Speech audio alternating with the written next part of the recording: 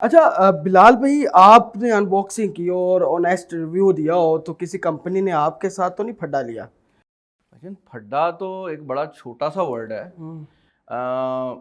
मैं आपको ये बता देता हूँ कि मैं अगर वीडियो में किसी फ़ोन की सिर्फ ये बोल दूँ ना, मतलब एक फ़ोन है कि वो गेमर्स के लिए बनाया है, मैं सिर्फ इतना बोल दूँ ना कि ये गेमिंग के लिए सही नहीं है, तो मैं मतलब बड़ा बोल नहीं बोलना चाहिए, लेकिन बहुत से ऐसे मेरे भाई हैं जो डीलर्स हैं, हम्म। दुकानदार हैं, वो फ़ोन ख़रीदते नहीं हैं। तो अच्छा। मतलब कस्टमर तक वो फ़ोन पहुंचेगा ही नहीं अगर मैंने कह दिया, क्योंकि उनको पता बिलाल ने अगर फ़ोन का बुरा कह दिया ना तो वो फ़ोन बुरा होना है। वो बिकना नहीं है। तो यहाँ तक भी हुआ है कि मुझे बाकायदा थ्रेट्स आती हैं।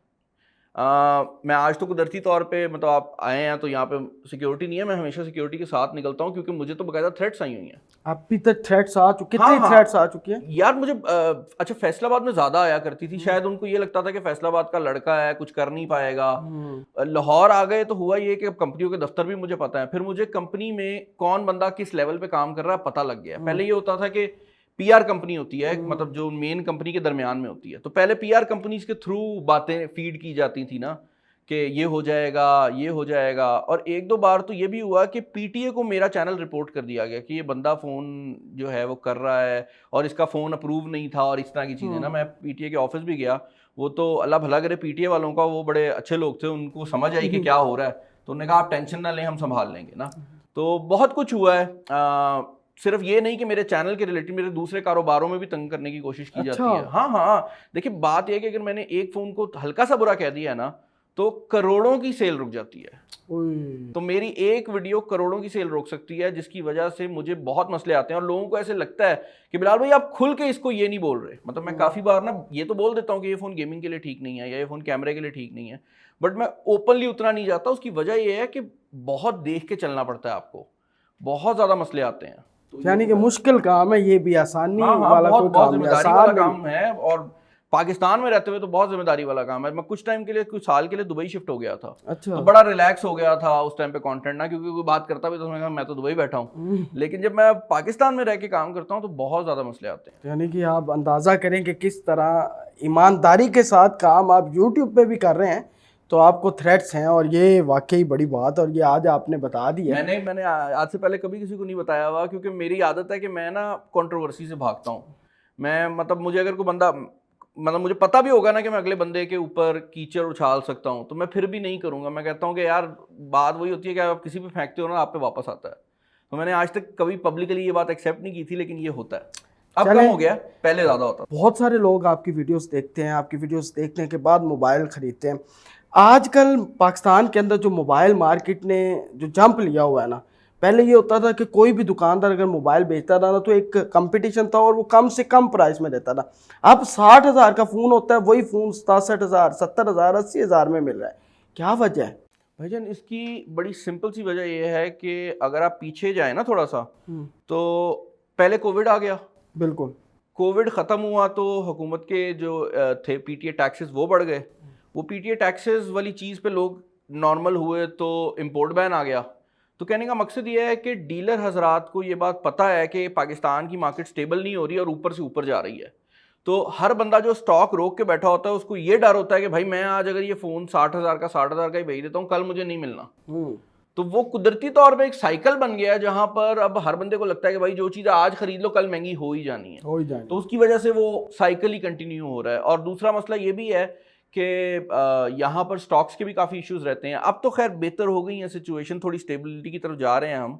लेकिन पीछे अगर आप 2 महीने पहले चले जाएं तो जो फ़ोन 25,000 का था वो वही वाली आपकी बात है कि वो 60,000 का हो गया, क्योंकि टैक्स नए आ गए। तो बिल्कुल। वो पहले इंपोर्ट बैन, फिर नया टैक्सेस, तो वो बढ़ता ही जा रहा है। अभी बजट में भी काफ़ी टैक्स लगे हैं। तो अनबॉक्सिंग में भी इश्यूज आ रहे थे, क्योंकि जाहिर सी बात है प्राइस भी इतनी ज़्यादा हाई हो गई थी और मोबाइल के अंदर जो फीचर्स थे उस प्राइस को वो कम्पीट नहीं कर रहे थे। बिल्कुल, अनबॉक्सिंग में बहुत ज़्यादा मसला हमें आया, क्योंकि अब मैं आपको एक एग्जांपल देता हूँ कि एक फ़ोन 25,000 का था। लेट से उसका नाम था 61। हम्म। अब वो जब उसका 62 मॉडल आना है तो अगला मॉडल है। अब कस्टमर ने कंपेयर करना है कि भाई मैंने 61 25,000 का लिया था, तो 62 30,000 का मैं खरीद लूंगा, थोड़ा सा बेहतर फ़ोन है। वो जब 62 ने आना है 60,000 का, तो कस्टमर ने कहना है मैंने ये फ़ोन 25 का लिया था, मैं सिर्फ रंग चेंज करने के लिए 60,000 क्यों खर्चूं? तो उसने मुझे भी आके बोलना है कि बिलाल भाई आप इस फोन को रिकमेंड कैसे कर रहे ऐसी हैं, है। लेकिन मेरा मसला ये है कि मैं हाजिर मार्केट में चल रहा हूँ, मैंने तो देखना है ना कि आज आपको 60,000 में क्या मिल रहा है। बिल्कुल। मैं ये तो नहीं कर सकता कि एक बंदे ने अगर 25 का लिया था तो उसके हिसाब से सोचूं, क्योंकि जो नया बंदा आ रहा है उसको तो 60 का ही मिलेगा।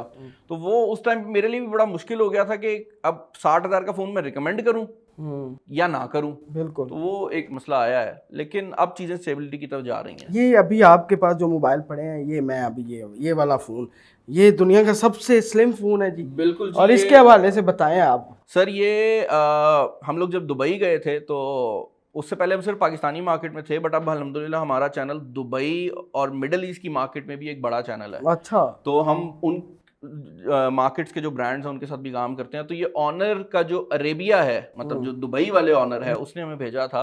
ये Guinness book of world records में भी फ़ोन आया है, क्योंकि ये दुनिया का सबसे पतला फ़ोन है। और ये इतना पतला है कि इसको फोल्ड करने के बाद भी ये जो एक आम आईफोन होता है उससे पतला फ़ोन है। उससे बता। और मतलब मुझे ये फ़ोन वैसे ही बहुत ज़्यादा पसंद है, क्योंकि इसके अंदर फीचर बहुत ज़्यादा है। ये नहीं किया गया कि सिर्फ पतला फ़ोन बनाने की कोशिश की गई हो और बाकी चीज़ें निकाल दी गई हों।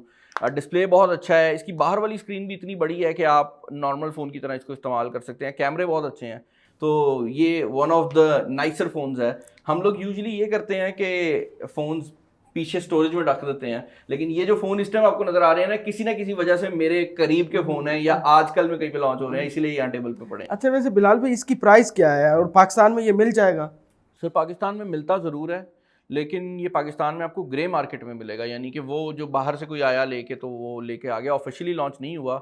इसका प्राइस टैग था 7,000 दिरहम, 5-1 लाख रुपए के। आपकी कंपनी भी मोबाइल्स लेकर देती है अगर कोई लेना चाहे?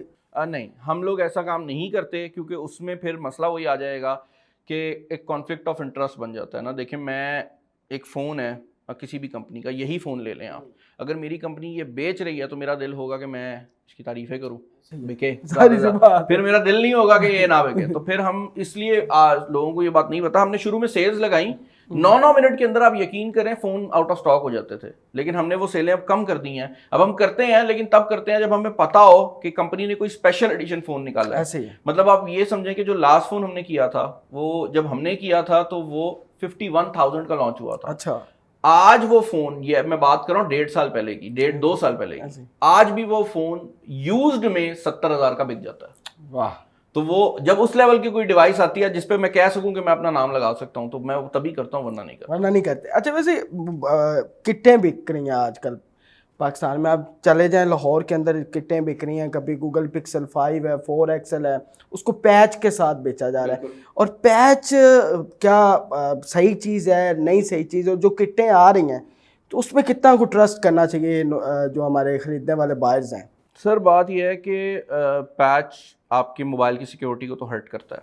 होता यह है कि पैच के अंदर सबसे पहले आप मोबाइल का जो सबसे बड़ा ताला है ना, उसको बंद करते हैं। हाँ। मैं आसान अल्फाज में अगर समझाऊं, और उसके अंदर जो IMEI नंबर होता है वो पैच कर दिया जाता है, यानी कि उसको रिप्लेस करके एक छोटे मोबाइल का IMEI डाल दिया जाता है। तो जब PTA के सिस्टम में आता है तो PTA को वो कोई छोटा बटनों वाला फ़ोन नज़र आएगा, जबकि असल में चल रहा होगा गूगल पिक्सल। तो ये पैच की सिंपल सी थ्योरी है। अब इस पे अगर आप मुझे कहें कि उसकी सिक्योरिटी के इश्यूज आते हैं, तो डेफिनेटली आते हैं। ये बात भी कहना ज़रूरी है कि अभी तक पैच की मुझे किसी बंदे ने कंप्लेन नहीं की कि भाई मैंने पैच फ़ोन कराया था तो मेरा डेटा लीक हो गया। लेकिन ये बात भी कहना यहाँ पर ज़रूरी है कि इस तरह के जो टूल्स बनाते हैं ना हैकर्स, क्योंकि ये हैकर्स बनाते हैं, ऑफिशियल टूल्स नहीं होते, वो हैकर्स कभी भी एक बंदे को टारगेट नहीं करते, वो मैस अटैक्स करते हैं। तो किस टाइम पे अटैक हो जाए हमें नहीं पता। तो पैच का ज़रूर मसला है। बट यहाँ पर मैं आपके इस प्लेटफॉर्म के थ्रू PTA को भी एक बात कहना चाहूँगा, 1.5 लाख के मोबाइल फ़ोन पे अगर आप 1.5 लाख रुपया टैक्स देंगे ना, तो कोई बंदा टैक्स नहीं देगा, लोग जुगाड़ निकालेंगे। और लोगों ने क्या जुगाड़ निकाला है, लोग एक बड़ा फ़ोन रखते हैं, एक छोटा फ़ोन रखते हैं। आईफोन के लिए एक डिवाइस आती है, आप आईफोन से कनेक्ट करते हैं, आपके फ़ोन पे ही कॉलें आती हैं, सेम उस डिवाइस में डल जाती है। आईकॉस डिवाइस का नाम है। अब PTA उसके खिलाफ तो जा रही है, बट वो डिवाइस मार्केट में आसानी से अवेलेबल है। ऐप स्टोर से उसको रिमूव कर दिया, लोग वैसे डाउनलोड कर लेते हैं। तो कहने का मकसद ये है कि आपको फंडामेंटल चीज़ के ऊपर नज़र डालनी है कि टैक्स ज़रूर होना चाहिए। उससे बड़ा फ़ायदा हुआ था, लोकल इंडस्ट्री भी ऊपर गई थी। बट हर चीज़ की एक हद होती है ना। आप कोई भी चीज़ है ना, मतलब आप नॉर्मल चाय पी रहे हैं, आप उसमें 1 चम्मच चीनी डालेंगे आपको मज़ा आएगा, तो 1.5 करेंगे तो थोड़ा और मज़ा आएगा। लेकिन अगर आप उसके अंदर बाल्टी डाल देते हैं ना चीनी की, तो कोई भी नहीं पी सकेगा। जहर बन वो वाली चीज है, वो जहर बन जाएगा। तो टैक्स का वही सिचुएशन है कि एक हद तक अच्छा था, अब ये हमारे नुकसान में जा रहा है। लोग उस जोन में चले गए हैं कि हमने टैक्स नहीं भरना। तो मेरे ख्याल से पीटीए को इस चीज को देखना चाहिए कि टैक्स कम हो, टैक्स भरने वाले लोग ज्यादा हों।